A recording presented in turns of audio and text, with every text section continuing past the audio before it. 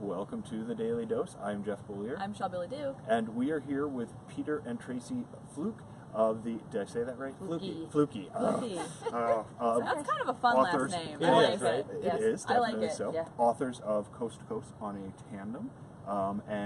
They, if you can see this little map back here, they did three sort of cross-country, continent-spanning trips. We did.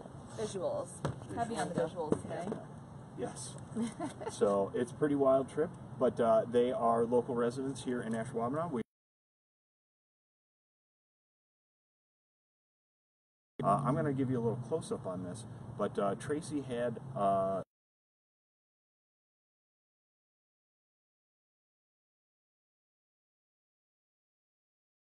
opportunity to kind of talk a little bit about proper bike safety.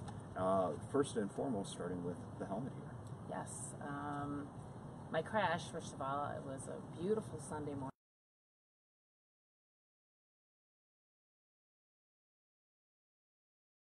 And could see a woman coming fairly rapidly in her car from my right. So I started to soft pedal and slow down a little bit. I had my hands over the brakes and I started to move to the left so I was more visible. And she did one of those rolling stops that a lot of us do, unfortunately, and came right through, and she was taking a left and ended up taking me out and hitting me. Oh boy. It was very scary for me. It was very...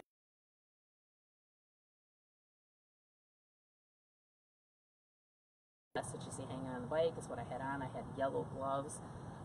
And you had the light visible. too. Yep. Right? Yeah. So I was very visible out there, Yeah. and that people could see. She would see me as she really did look. So it just, like Jeff had said, it's an accident. It was a crash. It was predictable and preventable. If she would have simply stopped, looked left, looked right, looked left, she hopefully would have seen me.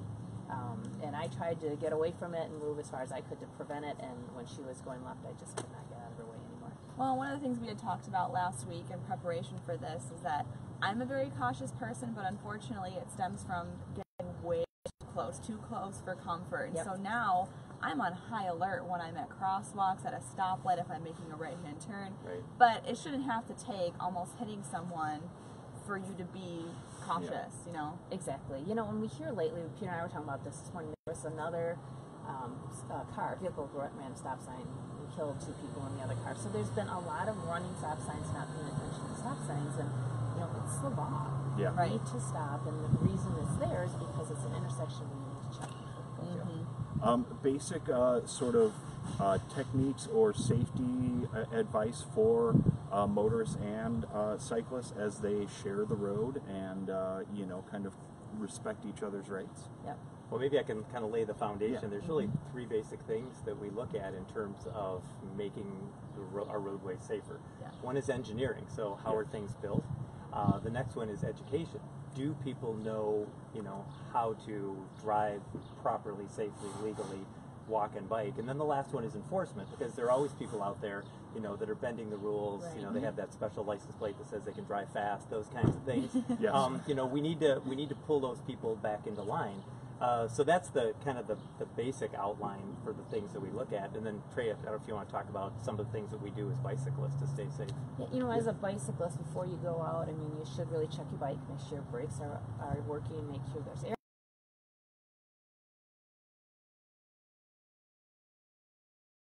We call it the head to toe check. So you start at the top of your head. First thing you're going to say is my helmet on. And is it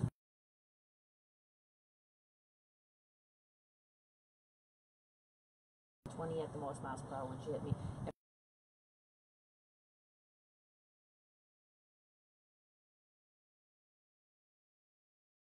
Straight down, wear something visible, wear gloves. It's important, you know, to protect your hands if you do go down, and hopefully you never will.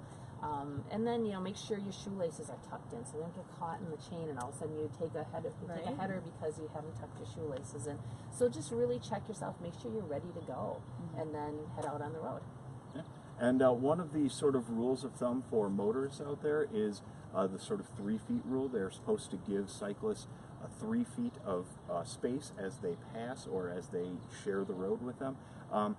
Peter, that now to warn you, Peter has been working with local law enforcement on kind of training them to spot the 3 feet difference and the 3 feet space. So This is something that local law enforcement is aware of, is trying to incorporate into their proactivity and education also. Right. So, I mean, the first thing is that the bicyclists and motorists, by and large, we're all subject to the same laws, right? Yes. We all have to stop at stop signs. We have to drive the speed limit. We have to yield the right of way. If you do those basic things, you know, almost all of our crashes go away. Yes. One of the things that people on bikes are most afraid of is being hit from behind. The really good news is it's a very rare crash, but it should be a zero crash, right? Yes. There's a law in the books, and that you have to give a minimum of 3 feet when you pass a bicyclist. So if I'm riding my bicycle down the road at 25 miles an hour and somebody gives me 3 feet, I go, huh, well, yeah, okay, that was fine. Yeah. Can you imagine that same 3 feet, though, at 45, 55, Wow. 65 miles an hour? I mean, it's literally terrifying. So the thing to remember is that the minimum distance use due care. So if you think about what happens if a motor vehicle hits the human body, you know, unprotected other than a helmet, it's not enough.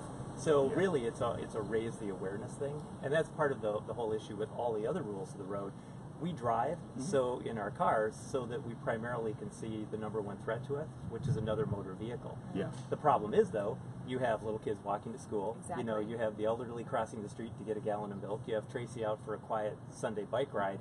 When we get in a hurry and we don't follow the letter of the law, we don't take that time to look as though our children, our wife, you know, our friends and family are out there, then you make a mistake. The woman made who hit Tracy. She's all of us, and we need to do a better job. Yeah, I mean, any one of us could be either on the bike or behind the wheel for any of these. So just be a little bit more aware, you know, keep your wits about you, and remember to keep an eye out for cyclists and pedestrians. It's reciprocal too. I mean, Yes, it we is. all have our jobs that we have to do as a motorist, as somebody who's just a pedestrian. Even if you're not riding a bike, I know one of the things I do when I know that there's cars parked on both sides of the street and I can't see and I'm about to go into a crosswalk, I go so slow and look out there because you never know. Right. Yeah. You never know what's going to happen. Yep. So if people want to find out a little bit more about your cross-country adventures, or maybe talk a little bit more about cycling, I hear they might be able to stop by the Ashwaubenon Public Library in the next day or two. Right, so we're actually doing a presentation here at the Ashwaubenon branch of the Brown County Library. It's going to be tomorrow from 10:30 to about noon. We're going to be talking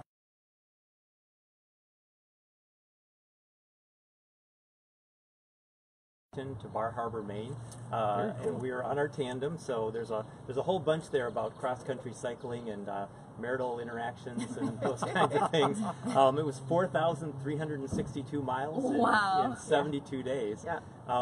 The following year, we actually did a ride along the Mississippi River. We've also done Route 66, and then last year we kind of cycled back a little, if you will, and wrote a book about the first trip. It's called Coast to Coast on a Tandem. So we'll be talking about the trips. We can talk about anything you want to talk about cycling related, and we'll have books available, and we'll be there to sign them if you're interested. Very cool. Pretty cool. Well, Tracy, Peter, thank you so much for taking some time to talk through some bike safety tips with us, and a little bit of rules for the road also.